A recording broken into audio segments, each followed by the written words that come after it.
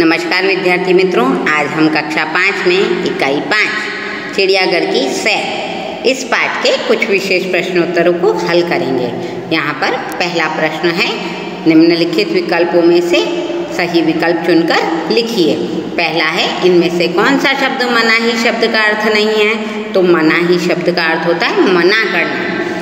ए मना, बी निषेध, सी मन या डी रोक।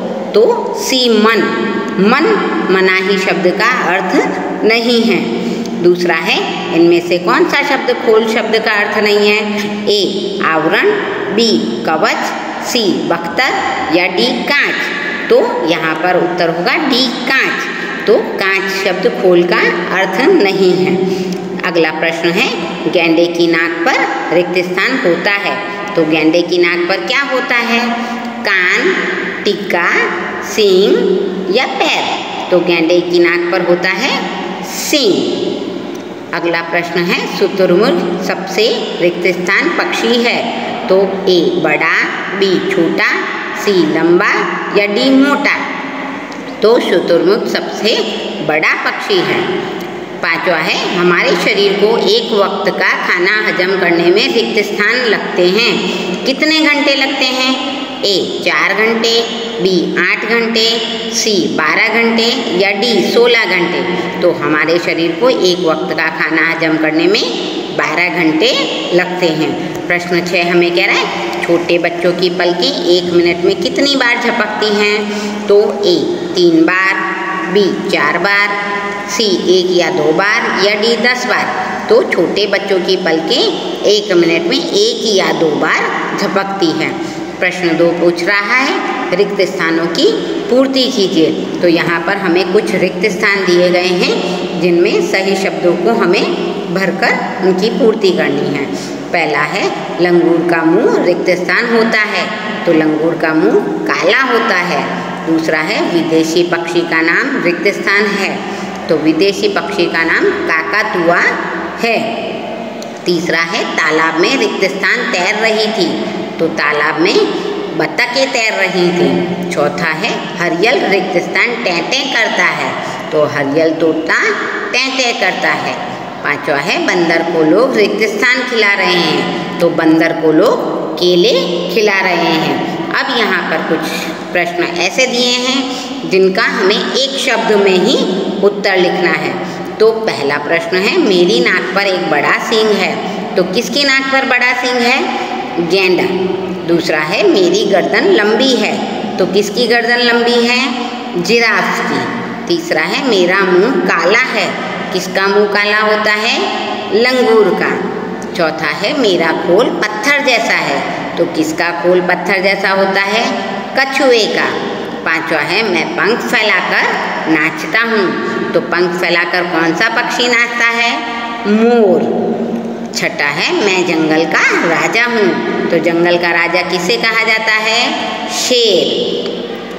सातवां है, मुझे एक लंबी सूंड है। तो लंबी सूंड किस जानवर की होती है? हाथी की। तो इस तरह हमने एक एक शब्द में उत्तर लिख लिए हैं। प्रश्न 4 हमें पूछ रहा है कि चिड़ियाघर में जाकर जो करना चाहिए उसके आगे सही का निशान, और जो नहीं करना चाहिए उसके आगे गलत का निशान लगाइए। तो पहला है, राजू जानवरों को चिढ़ाता है। तो जानवरों को चिढ़ाना बुरी आदत है, इसलिए यहाँ गलत का निशान। गीता बंदर के पिंजरे में केला फेंकती है। तो जानवरों को पिंजरे में कुछ भी फेंक कर नहीं देना चाहिए, ये गलत है।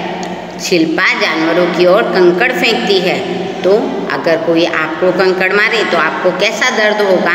तो उसी तरह इस जानवरों को भी दर्द महसूस होता है, इसलिए यह गलत है। चौथा है, अरुणा जानवरों के पास जाकर जोर से चिल्लाती है। अगर कोई आपके पास आकर जोर से चिल्लाए तो आपको कैसा डर अनुभव होता है? तो यह गलत है, इसलिए अरुणा जानवरों के पास जाकर जोर से चिल्लाती है। तो यह वाक्य गलत है। पांचवा है, अनिल चुपचाप जानवरों को देखकर आगे निकल जाता है। तो यह एकदम सही वाक्य है। अब यहाँ हमें प्रश्न कह रहा है, निम्नलिखित प्रश्न का सविस्तार उत्तर लिखिए कि जब भी हम चिड़ियाघर में जाएं तो वहाँ हमें क्या क्या नहीं करना चाहिए। तो देखिए, जब भी हम चिड़ियाघर में या कहीं पर भी घूमने जाएं तो वहाँ जाकर हमें शोर नहीं करना चाहिए, जानवरों को चिढ़ाना नहीं चाहिए, पिंजरे के नज़दीक नहीं जाना चाहिए और जानवरों को खाने के लिए कुछ भी नहीं देना चाहिए। इनसे जानवर बीमार भी पड़ सकते हैं। तो इस तरह चिड़ियाघर में जाकर हमें शोर नहीं करना चाहिए, जानवरों को चिढ़ाना नहीं चाहिए, पिंजरे के नज़दीक नहीं जाना चाहिए और जानवरों को कुछ भी खाना नहीं देना चाहिए। प्रश्न 6 हमें कह रहा है, निम्नलिखित शब्दों को शब्दकोश के क्रम में लिखिए। शब्दकोश में मैंने आपको बताया था कि अम की मात्रा को सबसे पहले लगाया जाता है। तो यहाँ पर कुदाल, किलकारी, कपूर, कंगाल, कारावास, कीर्ति और कृषि ये वर्णमाला के स्वर के अनुसार हैं। तो यहाँ स्वर में सबसे पहले आएगा अम यानी कंगाल, फिर अ कपूर, फिर आ तो कारावास, फिर छोटी ई यानी किलकारी, फिर बड़ी ई यानी कीर्ति, फिर छोटा ऊ यानी कुदाल और फिर लास्ट में ऋषि यानी कृषि। तो कंगाल, कपूर, कारावास, किलकारी, कीर्ति, कुदाल और कृषि, इस प्रकार से हमने शब्दकोश के सही क्रम में इन्हें लिख दिया है। दूसरा है जगत, जंगल, जौ, ज्ञान, पतंग, पीला और शीर। तो यहाँ पर शीर शब्द पहले आएगा, फिर जंगल, जगत, जौ, ज्ञान, पतंग और पीला। तो इस प्रकार मित्रों हमने शब्दकोश के सही क्रम में इन शब्दों को व्यवस्थित रूप से लिख दिया है। अब यहाँ हमें कुछ जानवरों के चित्र दिए गए हैं और इन चित्रों के आगे उनके हिंदी और अंग्रेजी दोनों नामों को लिखना है। तो पहला चित्र है शेर, शेर को अंग्रेजी में कहते हैं लायन। दूसरा चित्र है बंदर, बंदर को अंग्रेजी में कहते हैं मंकी।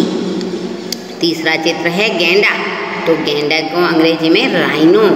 जिराफ, जिराफ को अंग्रेजी में जिराफ ही कहा जाता है। अगला चित्र है भालू, भालू को अंग्रेजी में बैर कहते हैं। फिर है मछली, मछली को अंग्रेजी में फिश कहा जाता है। फिर है बतख, बतख को अंग्रेजी में डक कहा जाता है। फिर है कछुआ, कछुए को अंग्रेजी में टॉर्टोइस कहा जाता है। फिर है मगर, मगर को अंग्रेजी में क्रोकोडाइल कहा जाता है। फिर है तोता, तोते को अंग्रेजी में पैरोट कहा जाता है। फिर है काकातुआ, काकातुआ एक विदेशी पक्षी का नाम है, इसे अंग्रेजी में कैकेटो कहा जाता है।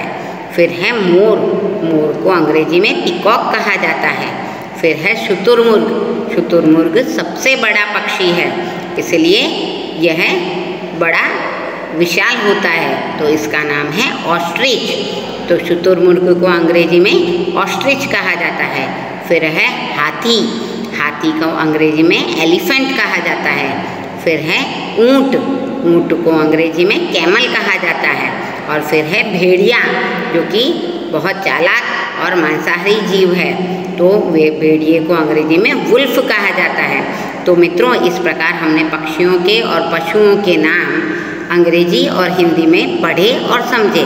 तो आज हमने इकाई 5 चिड़ियाघर की सैर इस विषय के कुछ विशेष प्रश्नोत्तरों को हल किया, पढ़ा और समझा। धन्यवाद।